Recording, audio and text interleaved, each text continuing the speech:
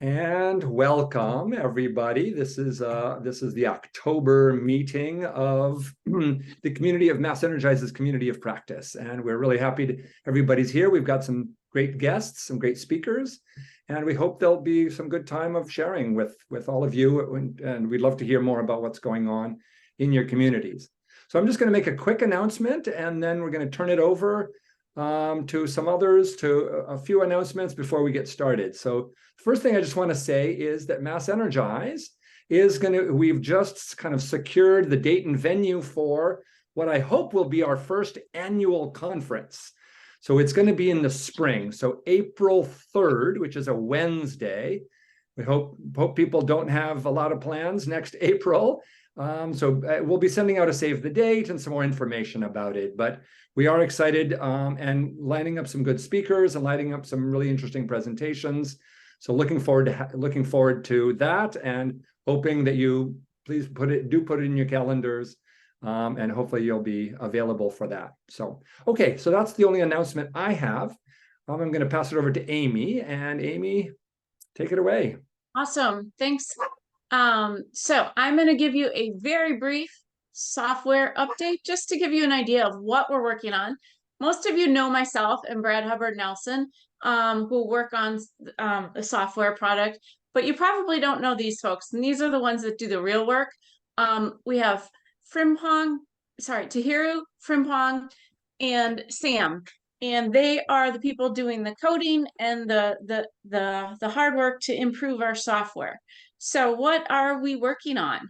We are working on, you heard from Brad last month a little bit about what he called nudges. This is the ability for us to send an email on behalf of your community to let your users know about events that you are hosting.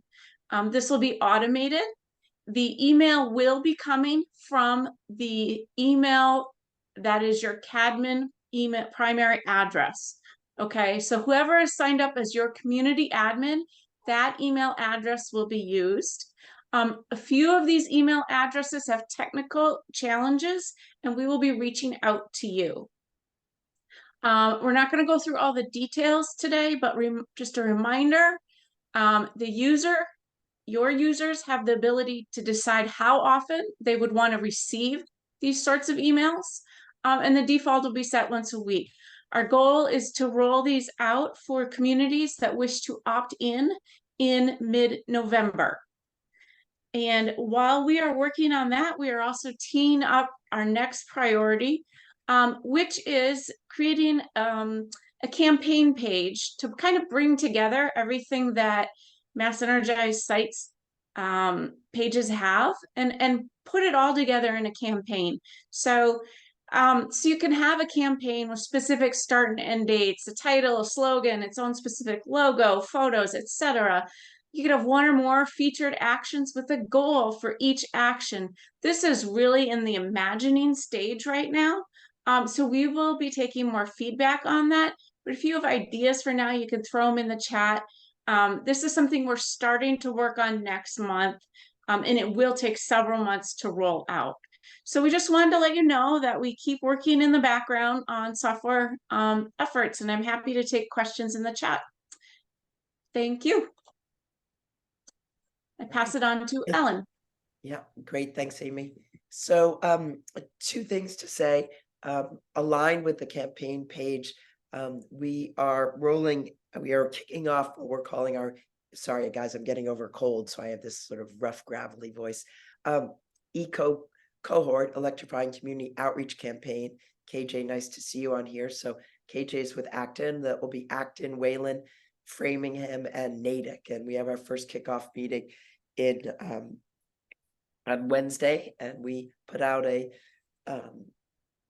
search to look for a project coordinator, and we got a bunch of responses, and we actually ended up picking Amy Pualka, who you guys all know here on our team, and from Framingham will be our amazing project coordinator. So Nathan, Amy, and I will be working on that project along with the sustainability managers and Debbie. So it's Debbie's also here from Weston on the call. So we have KJ and Debbie as two of the volunteers, and Amy and I from Framingham and Wayland. So we have examples of the 4 volunteers, and we'll be designing and then rolling out campaign rollout starting in like January through June, and you'll all get to benefit from what we're learning and the materials we'll be developing as part of that. So super excited about that. And Debbie Marion's also here from Eco-Natick. That's what I said. Debbie was here from Natick. Well, you mentioned Debbie from Weston. I thought I said Debbie from Natick. Sorry. Yeah, that's okay. Oh, really fun. I'm sorry. Maybe my voice and my brain are both mushy. So just another note, Kat, most of you know quite well, is taking a leave. So you will not see Kat for a little while. She's got to tend to some other stuff. So if there are things that you in the past have dealt with Kat on, you can just email Nathan or one of the other core members of the team, and we'll make sure that we handle whatever it is that you guys that you need. So those are my announcements. And I would like to then introduce Raoul Young, who's the Director of Local Engagement from Rewiring America, as we are all thinking about our rollout campaigns and promoting climate actions. We have a tremendous set of tools with this Mass Save and the utility incentives here.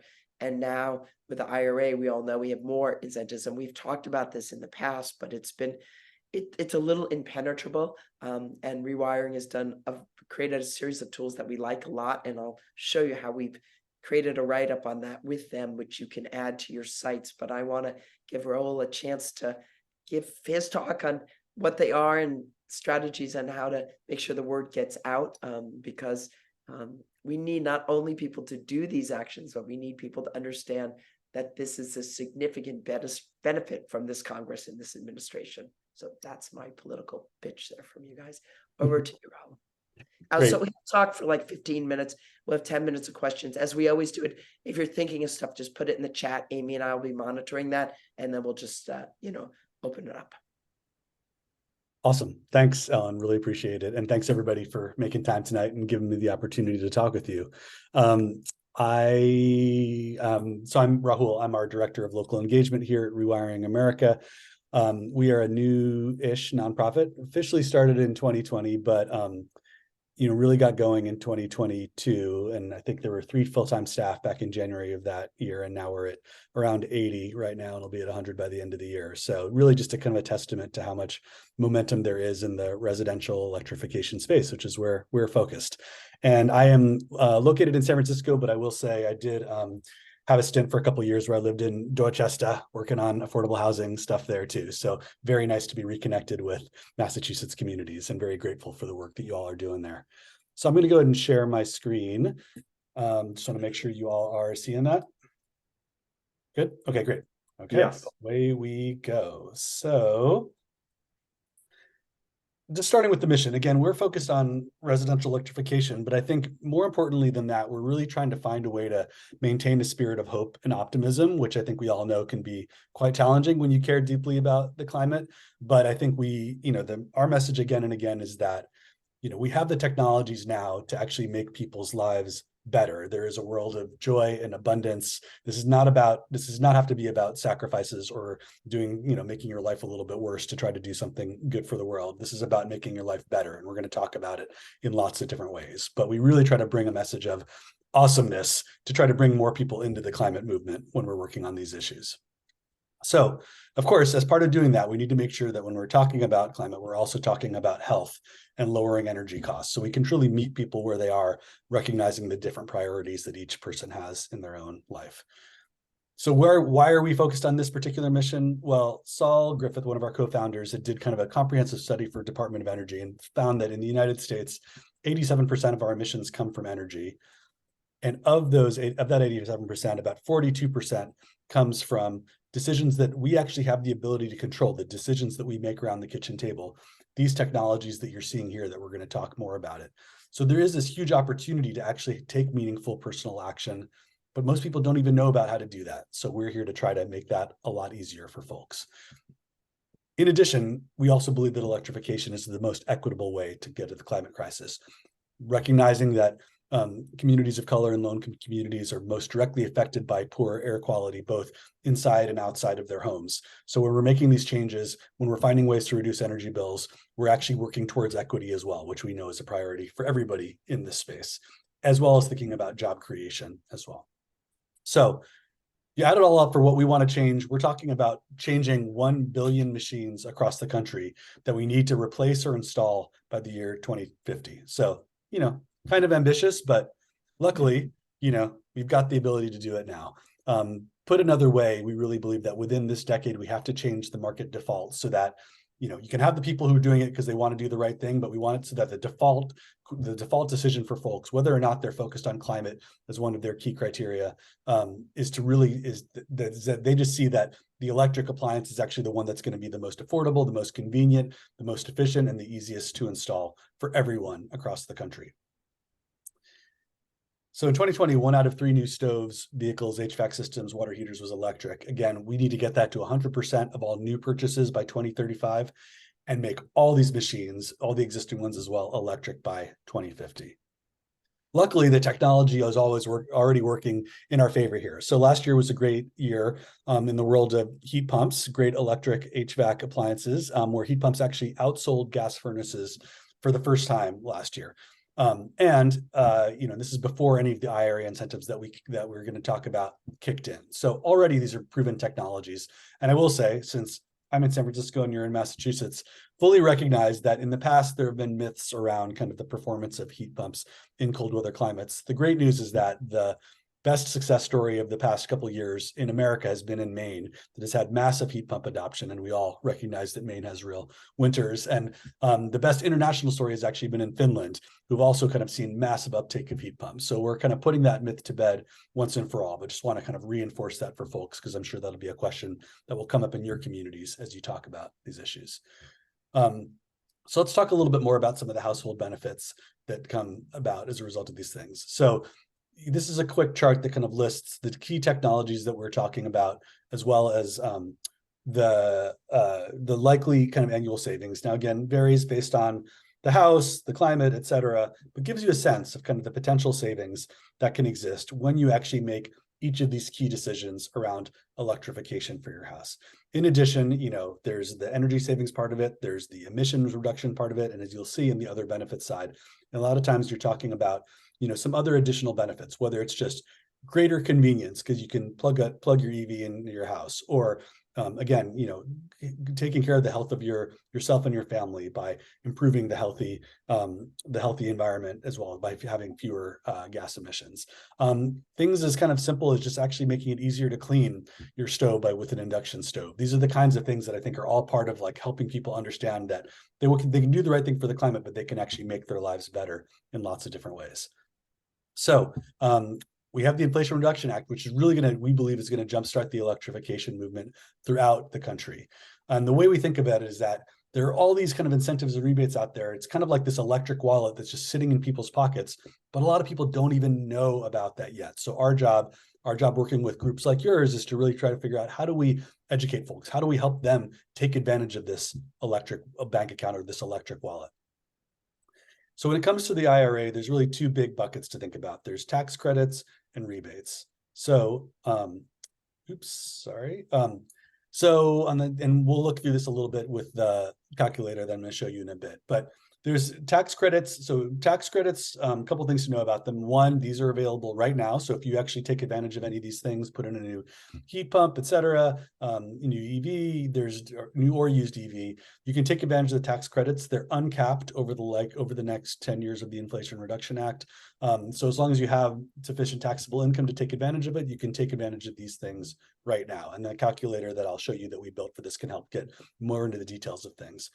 In addition, in 2024, there's going to be rebates rolling out across the country, including in Massachusetts, as well around electrification. And so the rebates are targeted specifically for low and moderate income households. So this means folks kind of up to and including 120% of area media income. And if you're not quite sure what that means in any particular community, the calculator that I'm going to show you has a link so you can actually see what the income cutoff is in each community, so you can have a sense for am I going to qualify for these? If so, should I wait until they kind of kick in, until I know how they intersect with mass saves and these other things, or should I move forward right now with the tax credits? So we developed a bunch of tools and resources around these things. We've created a report that we've called the Pace of Progress. You can find it at our website at rewiringamerica.org that really looks across the country and in individual communities. What's the current business as usual case for electrification, and how quickly do we need to accelerate to be able to meet national and community climate goals? We're developing a new tool that's going to help communities actually figure out which homes they should target to get the biggest bang for their buck if they're going to invest additional resources in electrification.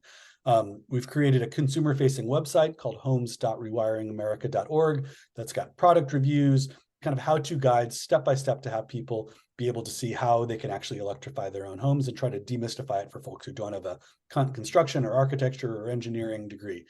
And then finally, we're working with private sector entities as well to help spread the word to consumers across the country through various channels, and also to work with kind of the manufacturers, the distributors of electrification equipment to keep working to bring those costs down as much as possible.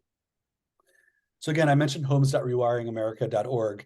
If you're looking to learn more about this, you can start there, whether it's for you or your colleagues and your neighbors.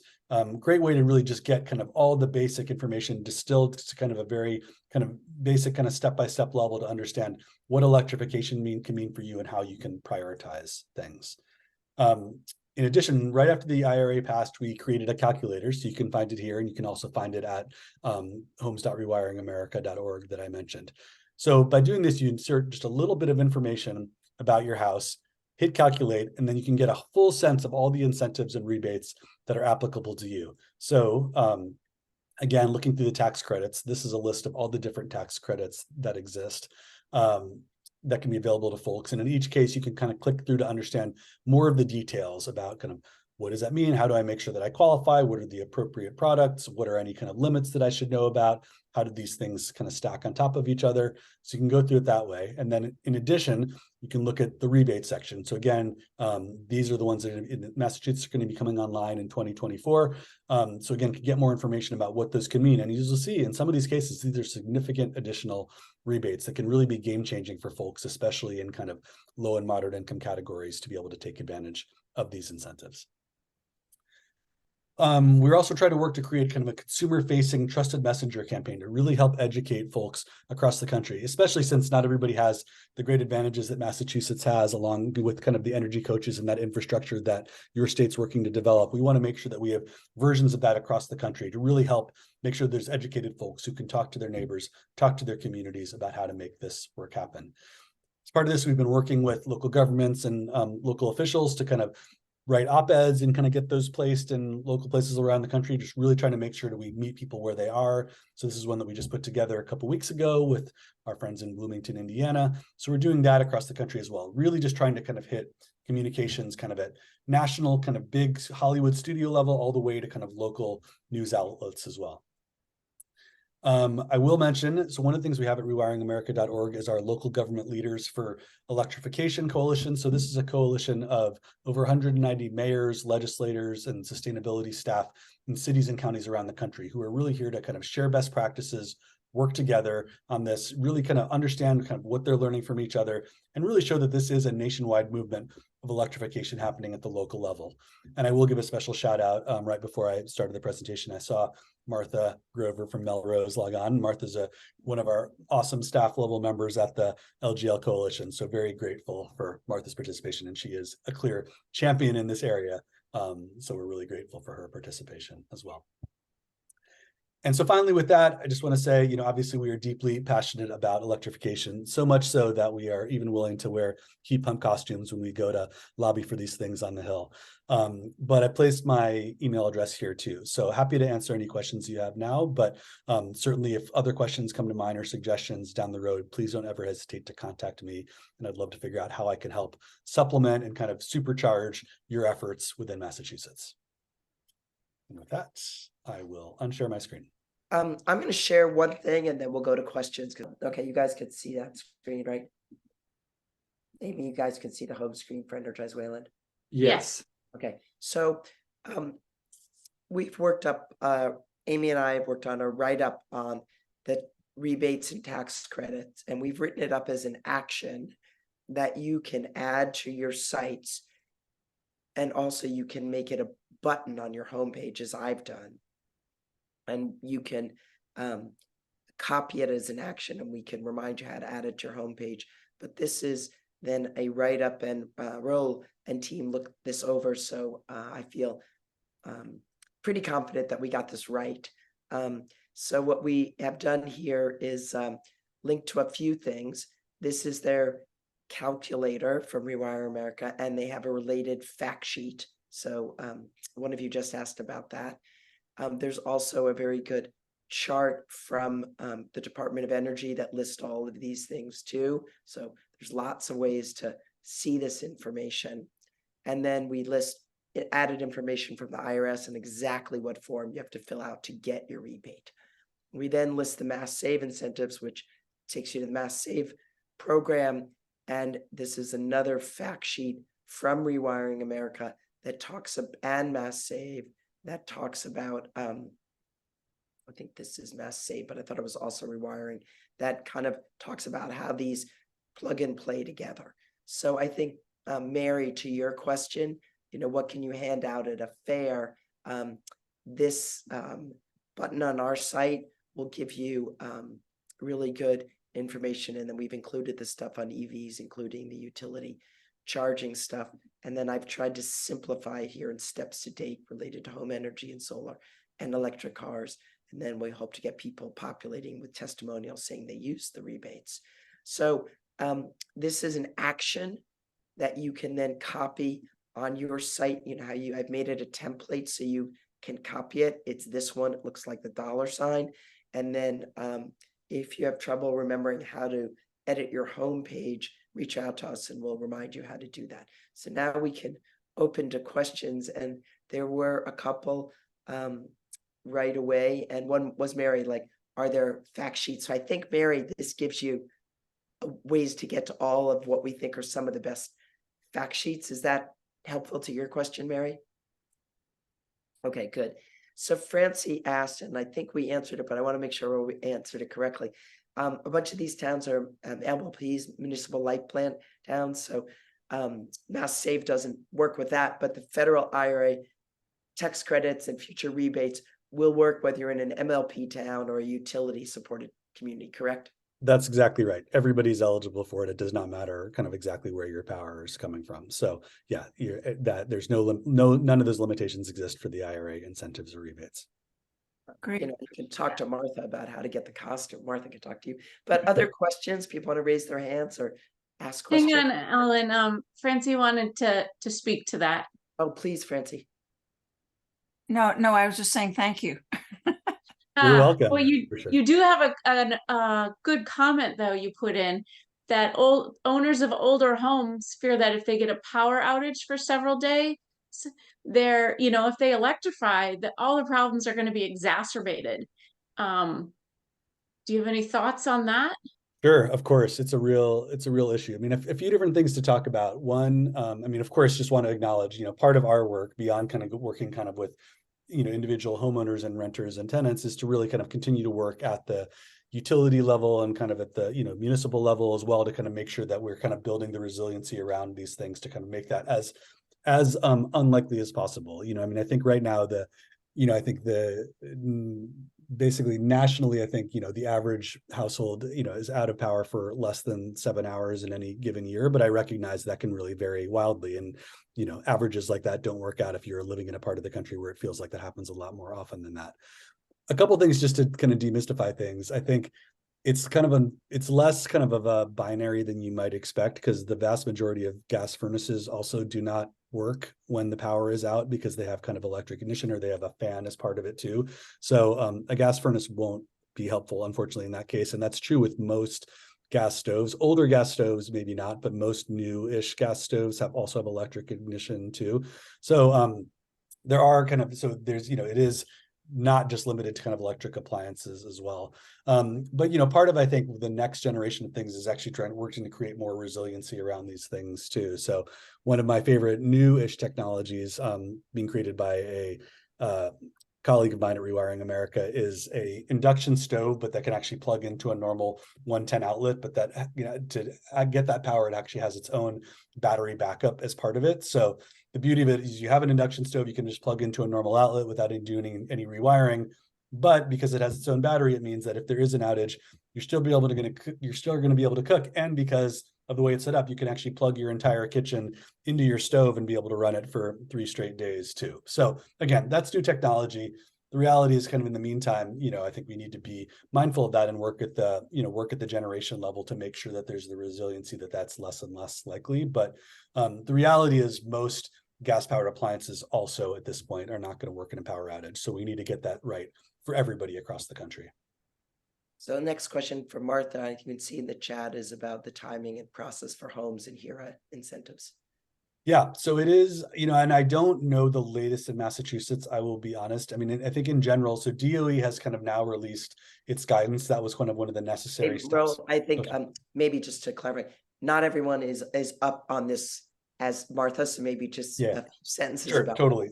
actually. So, yes. So again, just, you know, so when we're talking about some rebates, so there are a lot of rebates that are kind of promised in the IRA, but unlike the tax credits, which are implemented at the federal level, the rebates are going to be implemented at a state by state level. So what that basically means is that the federal government, in this case, the Department of Energy, had to kind of create some guidelines, pass it along to all the states to say, okay, you can now create the rebates within these guidelines and implement them for your state. So the idea, which is in general a good one, is that it allows states some flexibility within the guidelines to kind of craft what they think will be most helpful and complementary to other things that might exist.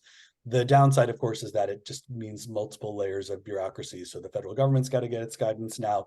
Each state has to do it. And in kind of a, you know, maybe kind of unexpected challenge, states that are already most progressive in these places like Massachusetts and California, already have so many things going on in this place that it's actually kind of, it takes a fair amount of staff time to figure out how you're going to implement them. So they're not, you know, they can't just kind of snap their fingers and make it happen. So the original dream of this was that by, you know, around now or the end of 2023, you'd be seeing these things roll out in states. That's basically not going to happen in any state. So it is going to be in 2024 across the board. I don't know more specifically what the latest is in Massachusetts for that. So it is frustratingly slow, but I think it is important to know. And I guess one thing I do want to really reinforce, especially because it seems like the news just kind of was confirmed today. For the rebates, the rebates will not be retroactive to kind of before the actual states implement the rebate program. So if somebody were to, like, let's say, you know, who qualified for the rebates, bought a heat pump today, then it's implemented, you know, next year, you know, they'd ask like, oh, can I get a rebate for this purchase I made before? That will not be the case. And so on one hand, we're excited to make this stuff happen as much as possible. So it's, you know, we want to see people move forward. At the same time, totally want to recognize that for folks in those kind of low and moderate income category, it's a significant difference in terms of what the rebates can be. So I think if you're clear that you're going to qualify for these things and you're not in a position where, you know, you've got like a furnace or a water heater that's about to break, then, you know, much as it pains me to kind of postpone any kind of great electrification event, it's a reasonable thing from an equity perspective to have people wait.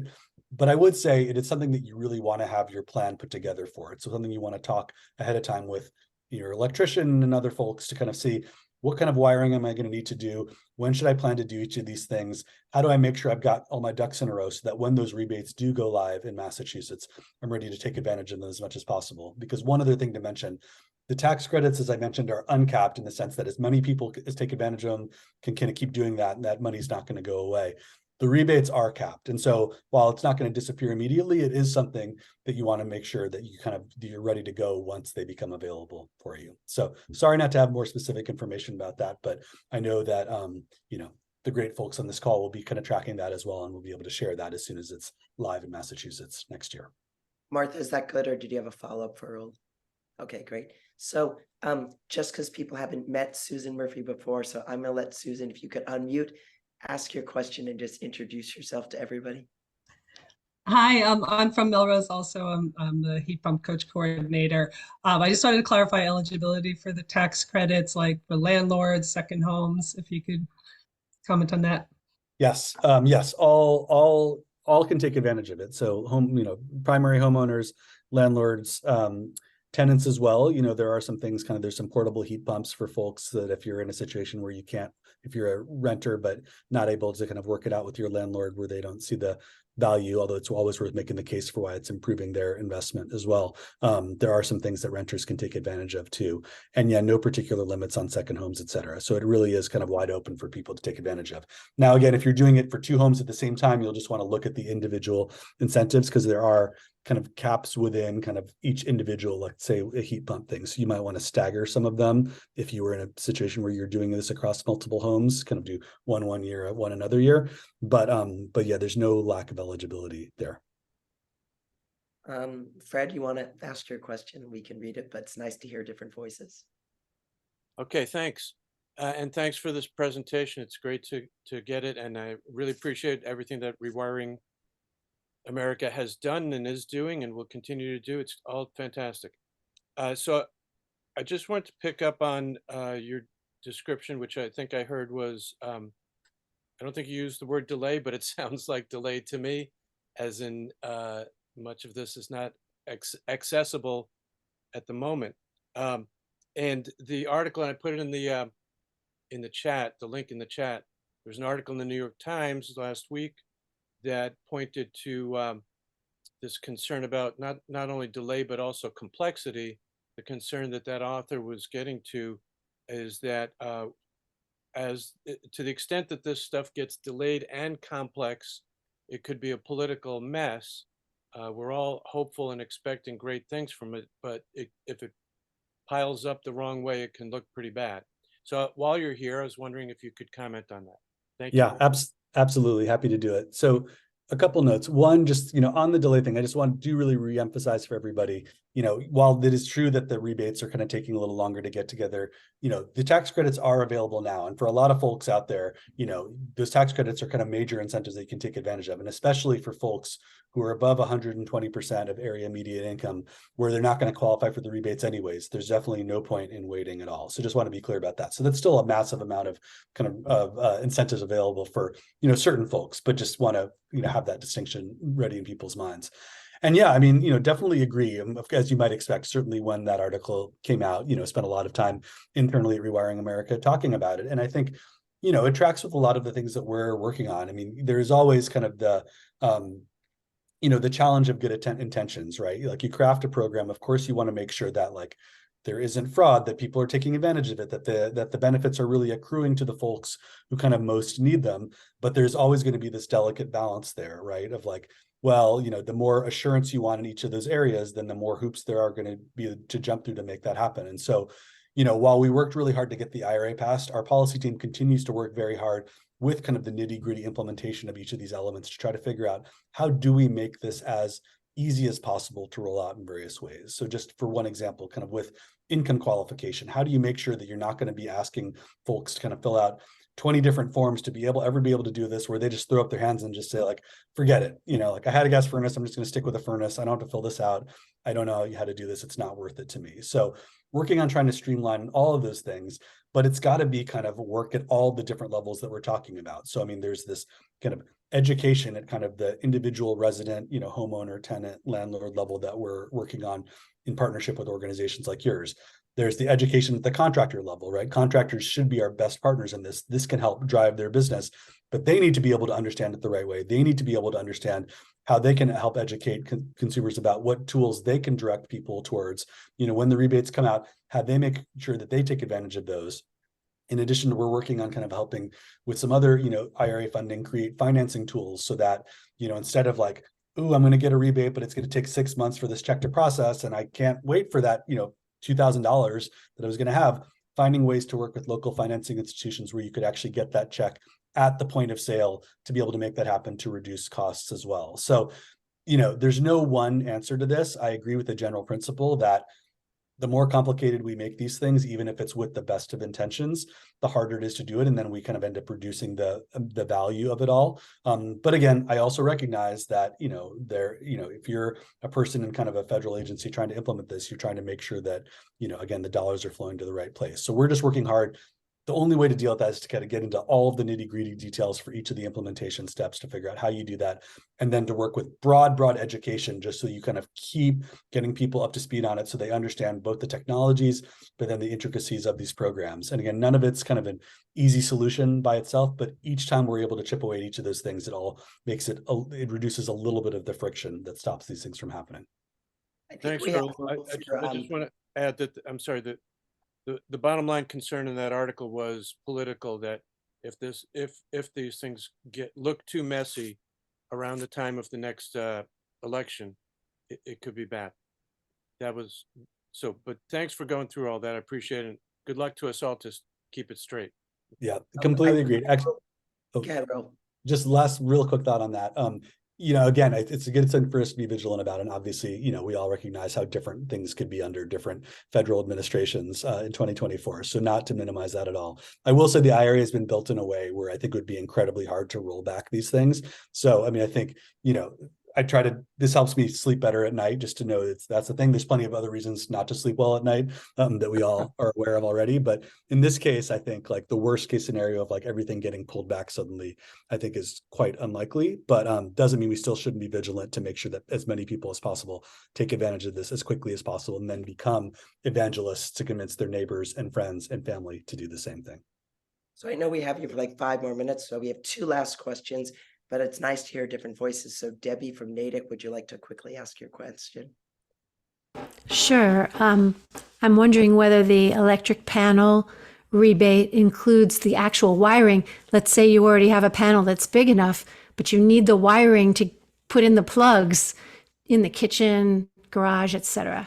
Right. You know, I'm quite sure that on the rebate side of things, there's also additional while we're talking, I'm just going to refresh my memory looking back at the calculator, but there's in the rebates themselves, there is a kind of a one element for the panel, and there's one element for the wiring itself. So actually, let me just find that too.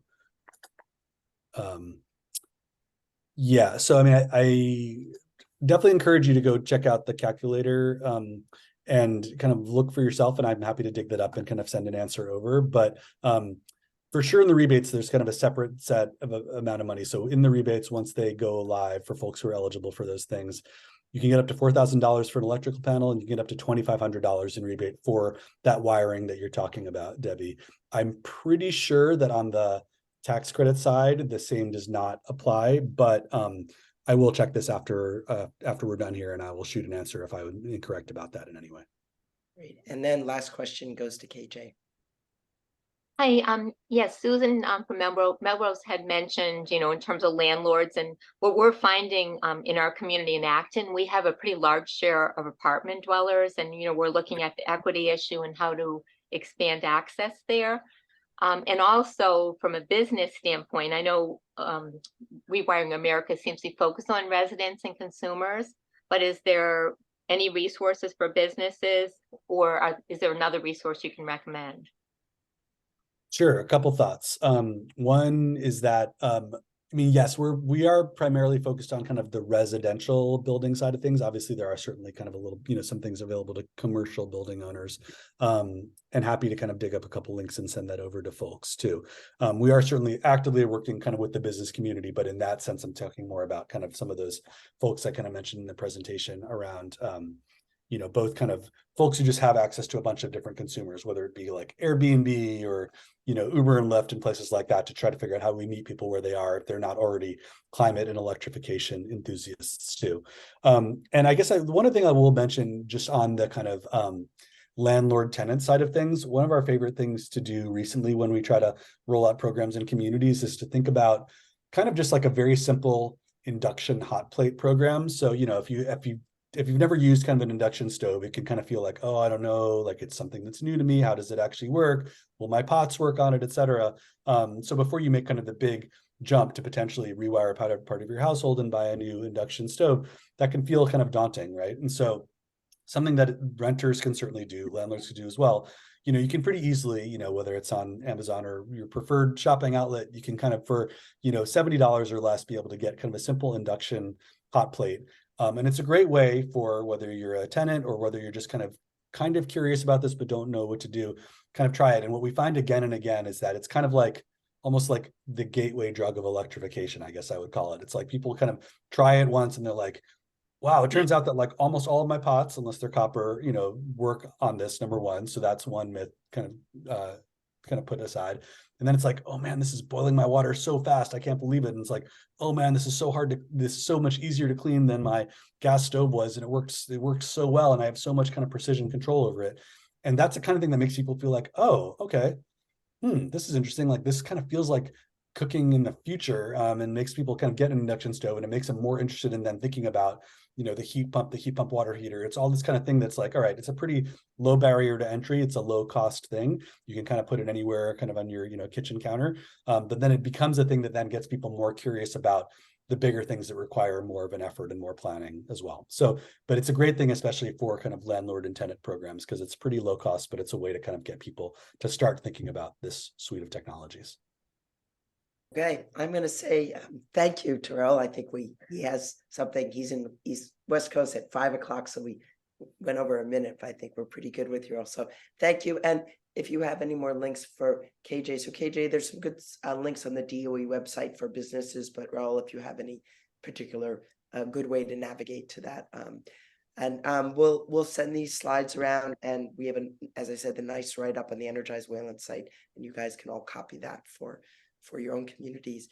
So thank you to Raul, big hand. Great. And very much fans of Rewiring America and all the great work that you're doing, so we don't have to do all of that. So. Great. Well, we're great fans of MassEnergize, so really appreciate the opportunity to talk with y'all. And Martha, I'll see what I can do to get a heat pump costume in the mail to you as well, as long as you promise to wear it at your next big event. So I'll see what I can do. All right. Thanks for the opportunity. Thank you, Rahul. Okay, well, bye. So I want to now introduce the rest of this meeting is going this way, which is we're gonna hear from Sean Howe from Sunwealth to talk about community solar just for about 5 minutes. We'll have more on this in the November meeting. This is community solar for income eligible households, and then we'll open it up at around 8:10, 8:15 for kind of community sharing for like half an hour. So Sean, I'm losing my voice. I'm going to let you introduce yourself and Sunwealth, and give us just a little bit of a teaser on this, and why you have some room in your projects. Go for it. But thanks, Ellen and Nathan, for having me on. Really appreciate it, and it's really good to see some familiar faces and names now. Obviously, I started at Sunwealth in January, so when I was kind of in the background of a previous MassEnergize meeting, but it's really awesome to see all the work that everyone is doing across their communities. And I know, like I said, I think, so I'll share my screen. I think some of you have probably seen some of these slides before, once, maybe multiple times. But for those who haven't, or for those who need a refresher, I'm just gonna very quickly breeze through what community solar and what Sunwealth's program is. And just kind of as a plug from, you know, after Rewiring America, just kind of reminded me, obviously, that one of the effects of electrifying everything is that those electric bills are going to go up, or at least that usage is going to go up. And so we are proud to offer a program stackable with other, you know, fuel assistance type energy burden reduction programs that can kind of help work in concert with that goal. So yes, what is community solar? For those, I know you guys probably know this, but essentially we as an organization develop projects where the solar energy that's generated gets put directly into the grid and valued at a certain dollar amount set by the utility. And we're primarily in Eversource in Massachusetts. And once that value is assessed, we have a list of subscribers, low-income eligible subscribers, that then can get dollar credits that reduce their electric bill by subscribing to a percentage portion of our project.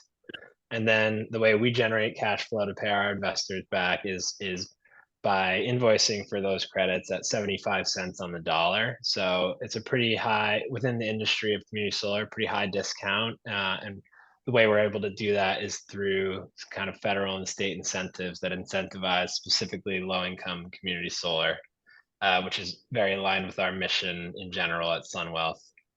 We're a clean energy impact investment firm in Cambridge, Mass, local to Massachusetts. And one of our specialties is low-income community solar, and we're proud to be recognized by the Department of Energy in the Sunny Awards for the last 2 years for a few of our different projects. And our footprint is mostly Massachusetts, with one large portfolio in New York, with the New York City Housing Authority. So I mentioned the 75 cents on the dollar credits that customers can get on their bill. Sometimes a distinction that it's important is the 25% discount that we provide. That usually amounts, based on our analysis, to about 22.5% savings on their full electricity costs between our bill and the Eversource or the utility bill. And we have a very flexible kind of no enrollment fees, no credit check, free cancellation, and stackability with other programs. So we really try to kind of meet folks where they're at and make this a very low, not non-burdensome process to sign up.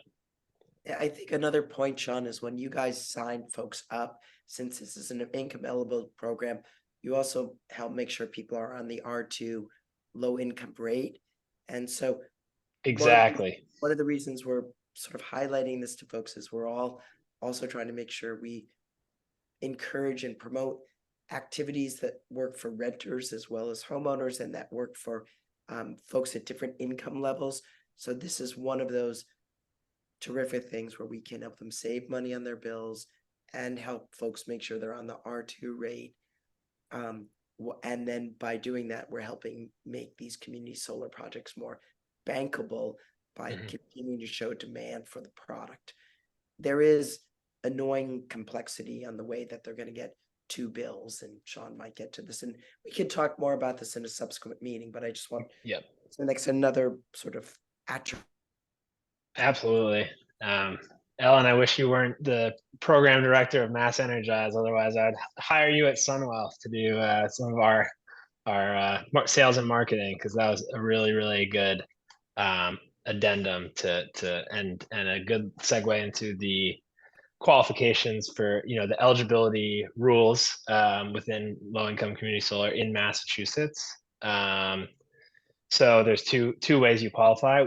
One is if you're in income eligible environmental justice zone. I believe I showed some of you this map before, where there's a screenshot on the next page. Or if you're on the R2 or R4 kind of assistance rate. And we do help people get on that rate if they're not on that rate, but they believe they would be eligible for that rate. And I've talked to Martha in the past about the problem with, there's so many people that could be on the R2 rate, and then they could benefit even more with community solar, low-income community solar. So that's something that we are very supportive of, and would love to brainstorm with you all kind of ways that we can continue to expand that market. So this is what the environmental justice map looks like in kind of the greater Boston area. And I can send Ellen or Nathan a link. I think you might have it as well. Yeah. But just some of the light green, army green, blue, dark blue, and there's a light blue areas are those income tagged environmental justice zone. The yellow areas are minority but not income environmental justice zones. So those are ways where we kind of attract larger swaths of eligible subscribers who reside in those areas, even if they're not on the R2 rate, because their community is deemed as kind of one that we want to impact positively through these programs. And speaking of community, kind of the way we really like to do this, and the reason why I talk with you and other organizations, is we don't really want to get into the habit of sort of digital marketing or door-to-door sales or mail campaigns out of the blue. We're willing to do those things to help us kind of scale and meet our project needs. But what we think is most effective and valuable is kind of those community partnerships. And sort of that's kind of where I want to leave it in this meeting. With more to come in the next meeting, and I'm really happy to answer questions as well. But we have existing kind of community partnerships, but we're hoping to expand those with either MassEnergize or kind of other organizations that you all are a part of or are aware of or think should know about SunWealth. And I have an associate joining the team in less than a month who will be exclusively focused on community engagement and outreach and subscriber acquisition. So I guess the last thing I'll say is that we have one pretty large project in Eastern Eversource region coming online in the next, I think, month and a half, and lots of capacity available for that one. So would love for everyone's kind of help or advice on how to spread the word and raise awareness about this program offering. And yeah, thank you. Thanks for listening and for being a part of this with me. Any quick questions? Like if people, like I'm thinking Mary and Ricky, you guys are doing a energy fair soon in October before a November meeting. I will say we did introduce these guys at the Wayland Housing Authority. I think we had 19 people sign up. And our housing authority director is very happy to send an email to one of your housing authority directors to say this was a good experience for their residents. So we could talk more. So I'd be interested in people's reaction and if we want to have more of this in November, but we don't have that many offerings we can do for income eligible households that automatically save them money. So thoughts, any comments, questions? Ricky? So we already have community solar as an action on the MassEnergize platform, and people can copy that action, and we can make sure it does. So just to be clear, SunWealth is not the only organization providing income eligible community solar, but they are definitely in our area the largest and have done the most projects. You can find others through Energy Sage. So we so if you're in a community and you want an action for community solar, Wayland's written one up. You can copy that one, and we'll make sure there's a template. Oh, you've already got. So Ricky's saying she's always 10 steps ahead of me. You've got SunWealth already coming to your event on October 28th. So that's great, awesome. I thought that might have been the event you were referring to, but yeah, looking forward to that. Okay. Martha, I think, has her hand up. Yeah, I just want to say I think this is a great program and offering. And we in Melrose, we have an affordable housing building with 107 units where everybody there is income eligible just by virtue of living in the facility. And I brought SunWealth in along with, and I presented information about our aggregation program. But what I learned at that meeting that I didn't know before is that for folks who are in the R2 discount electric program, they have to re-enroll every year. Crazy. And it is really, it's a, for a lot of folks, it's a very onerous program or process. So on the national grid side, and I don't know about Eversource, but they've deployed these energy or customer advocates throughout their territory who will come to your events. They now have regular office hours at our senior center, and I think they've set up office hours at that particular building where every unit is income eligible, and to do the re-enrollment and to do all of those kinds of billing processes to keep people enrolled in the R2 discount, which is really key to keeping the energy burdens down. So I just wanted to share that these customer advocates on the utility side are kind of clutch. for Yeah, making, it's just, and we need to figure out, Amy, whether those exist on the Eversource side. Because that seems really helpful, Martha. Other questions or comments? We could have a little more in November. Would it be helpful to have a little more on this in November, folks? Yes, no? Can I get some thumbs up, thumbs down, something? I could try to curate it a little more too, just with like our actual projects coming online and what next year is looking like and all that. So And I think, I'll try not to make it be the same exact thing that you've already heard. I think also, John, there was a question from KJ about the new offering coming online. Is it available to everyone in? I'm trying to interpret, KJ, your question. Could you help us out there? why don't you ask her question? Yeah, KJ? yeah, I was just wondering if the Sun Wealth offerings, is it available to all the communities? Like in, all of these MassEnergize, or is it a certain district? Just not sure how the new offering works. Yes, that's a great question. And I was talking with Ellen about this last week. The project that we have coming online in the end of the year is in the Eversource East territory. So it's only available to Eversource East ratepayers. So that's kind of Boston, Cambridge, Dorchester, and then the surrounding suburban communities, Wayland, Newton. So You had a slide with the list which we can send around. Don't you have that, Sean?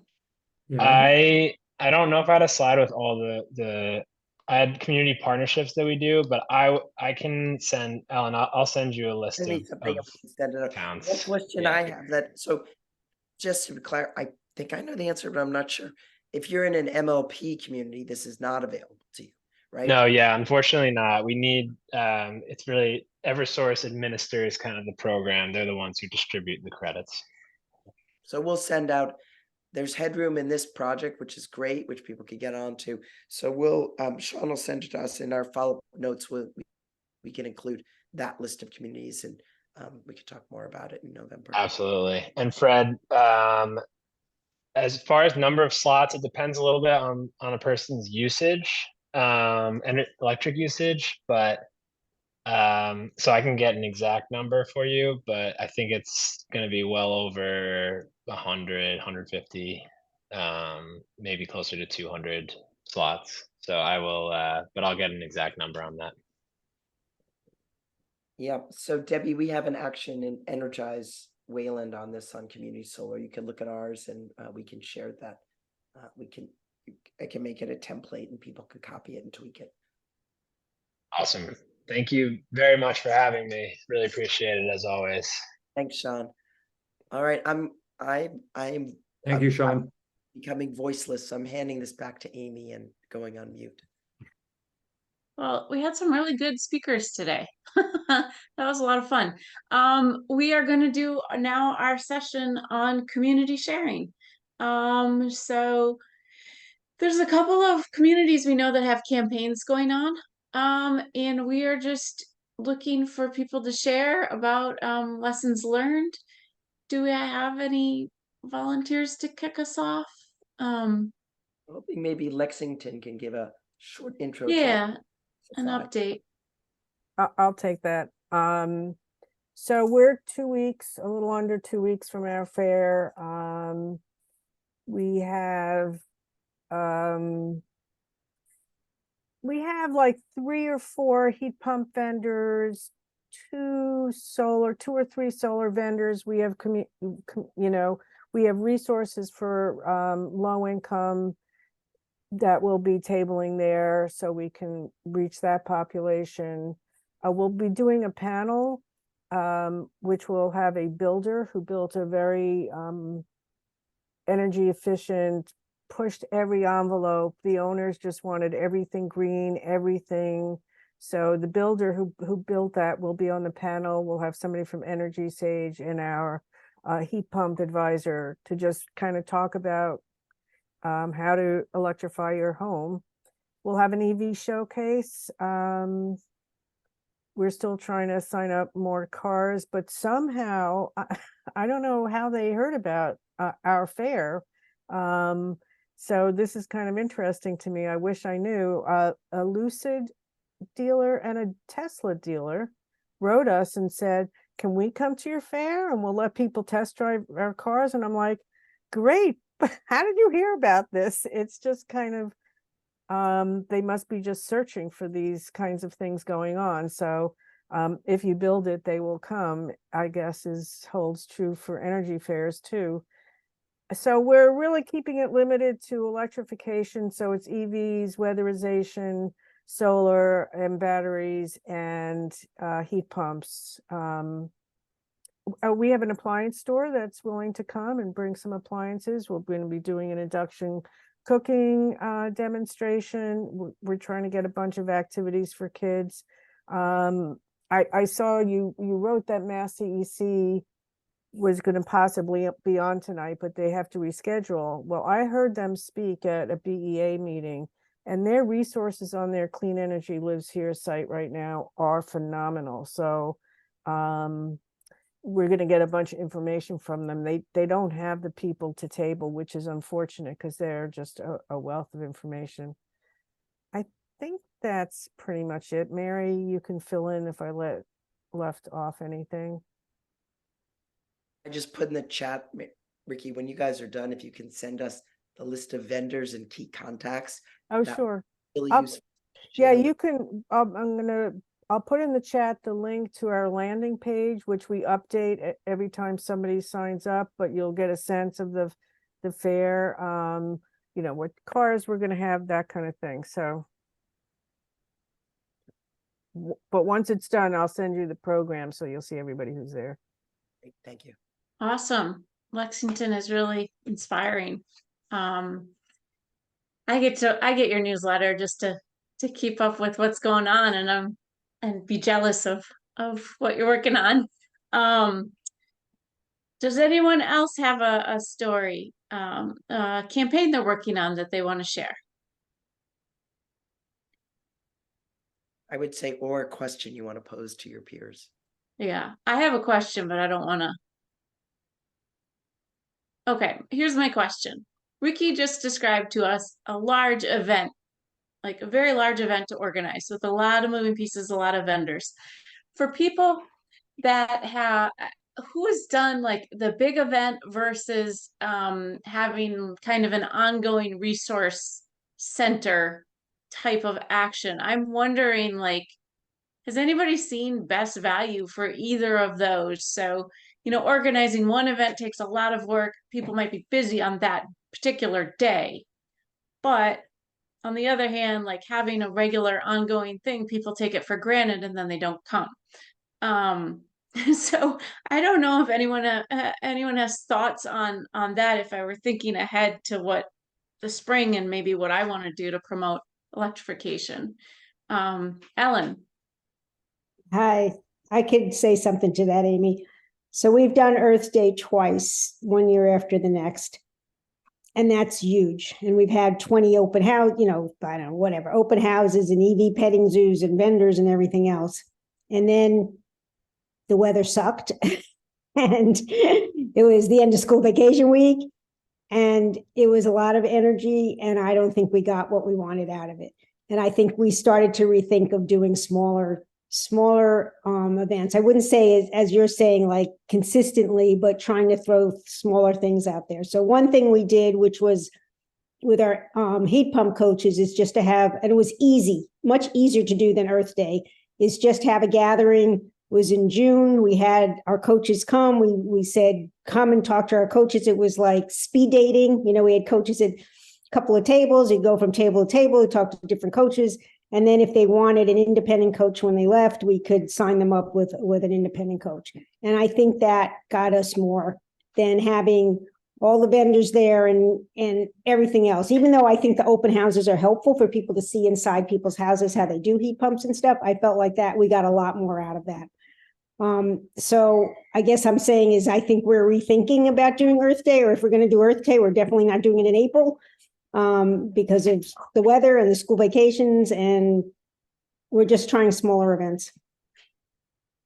I just want to answer the April question. Lexington has never done our Earth Day event on Earth Day or that week because it's school vacation. It's Lexington, so we have a big parade. The whole town is just, so we do what we call Earth Day in May. So we've done a larger event like you just described, Ellen, and then last year we did a very scaled down event at the library. So it's a I terrible agree. week. Yeah, I agree. We did it one year, the first year, not on school vacation week, and it wasn't any better. Again, I think we heard Earth Day in May, and we've heard that phrase, and we've been thinking about that. But I think we're going to try to let it go for 1 year and see what else we can accomplish. And it's hard. Ellen, just a question. When you had the heat pump speed dating, where did you hold that? So we're lucky. We have a general store in town that has a second floor. The general store sells, coffee and food and stuff. And they have a second floor that they use for, events and stuff. And they just let us use it. And, we're lucky for that reason because we're a small town and we don't have a lot of businesses and mostly just, a couple of government buildings. And that worked well. And we're probably going to do it again in January. So we're thinking about twice a year of just trying to do it and see what comes of it. And recruit more heat pump coaches, which is not that easy. But as of this month, I think I pulled in about 4 more. So I'm feeling a little more confident. Wow. That's great. Bravo. Anyone else have thoughts on I love the speed dating idea. We do these repair cafes in Framingham where you bring like your broken appliance or your knives to sharpen or whatever. I'm like, that's a great model. Like to go, it's essentially go talk like speed dating coaches with different areas. It's just like you bring your questions about heat pumps to this part of the room, you're getting questions about solar to this part of the room, but I've never had the energy to organize it yet. So Ellen. Well, if you're tired of me, but I'll tell you one other thing. So we're talking about land coaches in the spring, and we just had an event this last Saturday. It didn't rain. We lost so many things that we had worked on, and then it rained out. But we had 5 people. A couple of them have forestry backgrounds. We put them on a trail in Harvard. It's also an SVT, a Sudbury Valley Trustees Trail. We had 5 of them in 5 locations, and they talked about forest health. So we started a new series called Know Your Land, because in Harvard, a lot of people have a lot of trees and a lot of forest, and they don't know what to do with it. And they don't understand what invasives are and why it's bad and what to do about it. So we had that event. Over 50 people showed up. And these coaches just, stood there time as each group came and talked to each of them. And that group wants to do more. And one of the things they're talking about in the spring, go to a neighborhood, pick somebody, all right, Amy, we pick your property. We're going to talk to you about how to make it more native friendly and pollinators and everything else. And you invite your neighbors so they can hear what advice you're getting. And then we have a coach there who tells them what they can do. So again, it's not a big thing.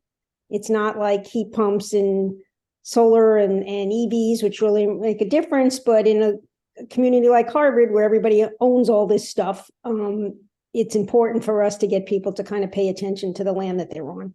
So we'll see what happens. But this was the first kickoff event, and it was this last Saturday, and we were thrilled with how many people showed up. In a totally different arena, Wayland's having some success. We've brought our first student on the energy committee, and it's been really important to give her a project that works for a student. And so she and 2 members of Energize Wayland, who both have education backgrounds, and me, well, actually, I do teach at a college now. I remind myself. We are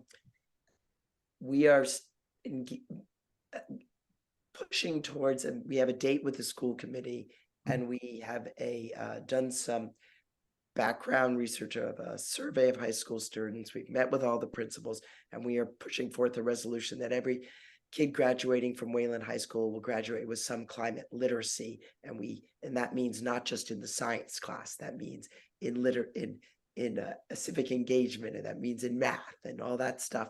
And what we love about this is so we've met with the administration.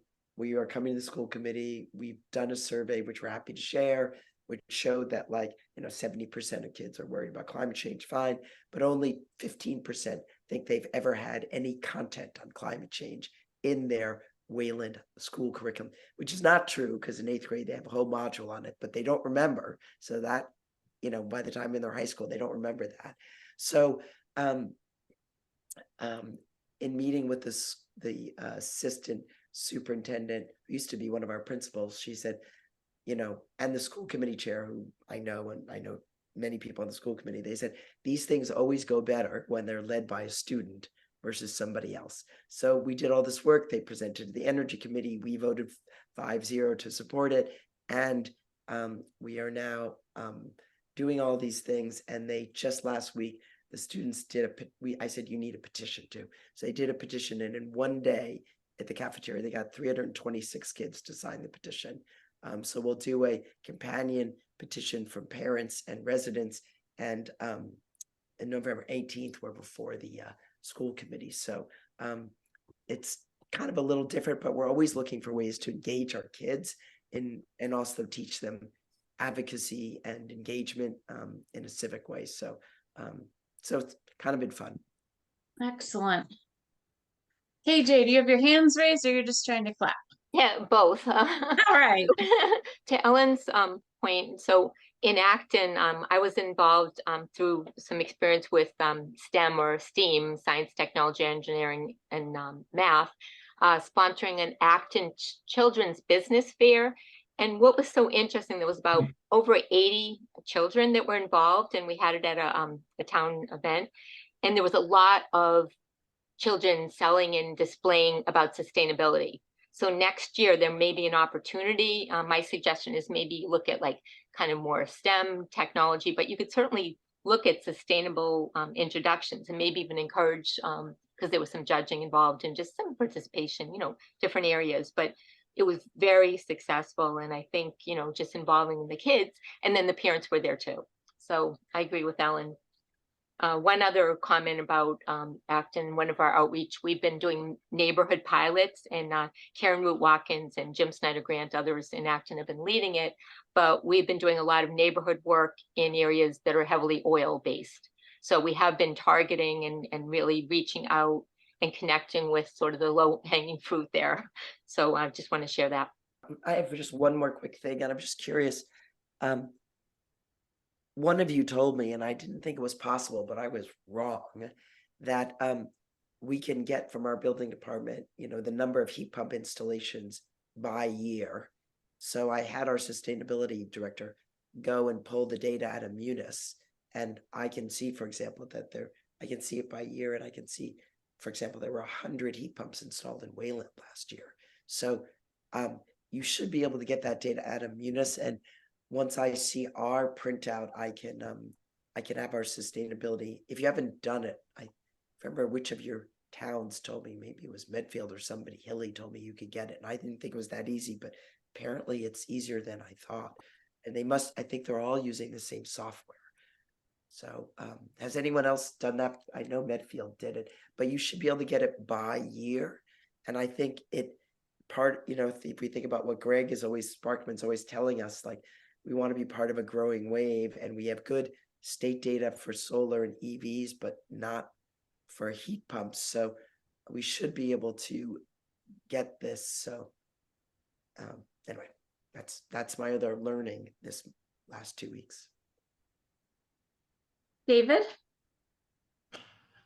Yes, thank you. So Marissa and I are here tonight for Energize Franklin. We're kind of a startup. I mean, we just launched the site in April this year, but I wanted to say that I was excited to read the Lexington Energy Fair event, October 28th from 10 to 2, and plan on going. And I have a Prius Prime plug-in hybrid. I don't know if that's the kind of car that is of interest, because it's not a full EV, but if I could help tell people about that kind of a vehicle, I'd be happy to do that to help with the efforts there. Thank you for that offer. We have 2 of those coming to the fair. So drive it to the fair, and you can park and come in. Okay, sounds good. I kind of like the flexibility of being able to, look around at all the things going on and not being, just held doing one thing the whole time. So Right. Okay. that's great. Thank you, David. Very You're kind of welcome. you. Awesome. I see text in the chat about a tree ordinance campaign. Debbie, do you want to pose your question? Sure. One of our members is very interested in protecting trees on private land and coming up with some sort of tree ordinance that we can get town meeting to pass that will require people to, homeowners, to jump through a few more hoops before they take down their mature trees. So if anybody has any information on that or has passed a successful ordinance that helps protect trees, from, examples being, I don't want leaves falling in my swimming pool, those kinds of reasons for taking down trees. Thanks. So I saw that Nathan wrote, that Lexington is working on this. They're trying to rewrite the bylaw. The bylaw really deals with trees that are in the setback area. We don't really have anything to do with the private land. So internally on your land, if you've got this gorgeous old tree, I mean, we've seen pictures of these things being just chopped down because a builder is going to add on, or we heard that one house in Lexington actually built around a tree because they didn't want to take their tree down. But it also allows for our builders to clear cut. They have to replace what's on the edges in the setback. So we are working on trying to address that. So I wouldn't say we have anything to take yet, but you're not alone. And I suspect that many communities are also attempting to try to deal with this issue. So maybe somewhere on another meeting, I'll have some updates. But this is going to take a while.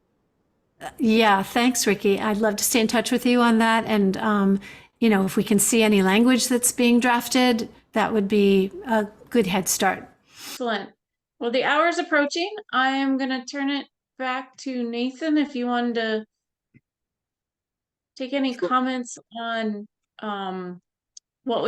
ideas for next month or. Yeah, so just really quickly, just to piggyback on what Amy's saying. So as you know, we moved this meeting back a week, but normally it's the second Monday. And so actually I'm looking at the calendar just to see where we are in. So the next meeting will be on November 13th. And we always like to take requests or suggestions, recommendations of things you'd like to talk to have, to be addressed. So are there any specific topics, specific areas? We typically plan our meetings kind of month by month, and then sometimes we plan further out.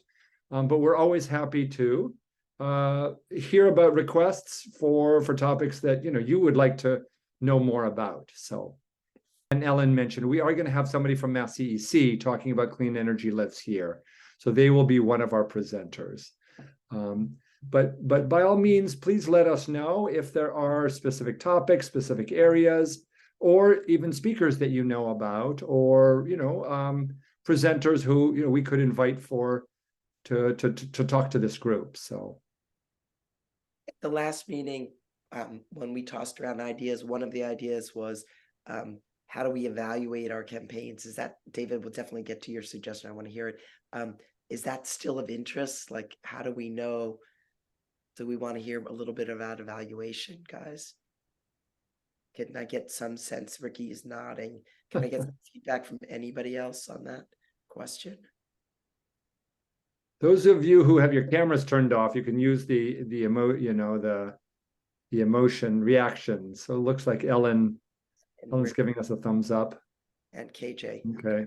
Yeah. David, what are you thinking? I just wanted to express that I have another activity that happens on the second Monday of the month. So I love the third Monday of the month option, if that was agreeable to other folks. Yeah, I mean, so we'd have to kind of, David, thank you. We'd have to probably take a poll. We have to kind of establish this as a routine, and I don't know everybody who, what other people's schedules are, but definitely hear that. And maybe what we can do is just start thinking about asking other people if there's, if there is a conflict, or if they would have a conflict for the third, the third Monday as opposed to the second one. I think in November that could get us close to the Thanksgiving week. So Right.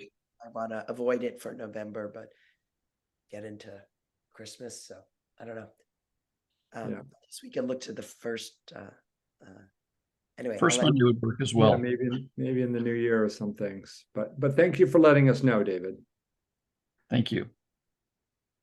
Okay, any final thoughts, questions, recommendations for further topics, further areas you'd like to see addressed? Well, this meeting has been recorded, and we will be sending out the notes, the slide decks from some of our presenters. Thank you all for joining us. We are going to be reconvening again on, it looks like November 13th. So please save that in your calendar. And it's really great to have everybody here. It's really great to hear about the various initiatives that are going on. And I really enjoy the kind of the round robin, people sharing what's going on in their communities. It's very inspiring. So those of you who have things going on and shared, thank you. And those of you who didn't, I hope you'll take a chance to share at one of the next meetings. So